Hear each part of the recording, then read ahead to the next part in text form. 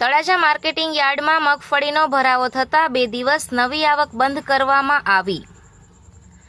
ભાવનગર જિલ્લાના તળાજા માર્કેટિંગ યાર્ડમાં હાલ મગફળીની ભારે આવક થતાં યાર્ડમાં ભરાવો છે।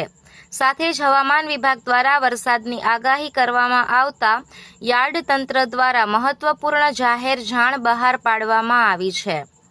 જાહેર જાણ મુજબ આજે તારીખ 22/5/2026 શુક્રવારના રોજ સવારે 8 વાગ્યાથી મગફળી ઉતારવાની કામગીરી સંપૂર્ણ બંધ રાખવામાં આવશે।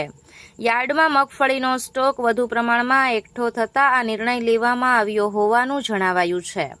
આ ઉપરાંત નવી મગફળીની આવક હવે તારીખ 24/5/2026 રવિવારના રોજ સવારે 9 વાગ્યાથી ફરી શરૂ કરવામાં આવશે। યાર્ડ તંત્રએ તમામ ખેડૂત ભાઈઓ, વેપારીઓ તથા વાહન માલિકોને આ સૂચનાની નોંધ લઈ સહકાર આપવા અપીલ કરી છે।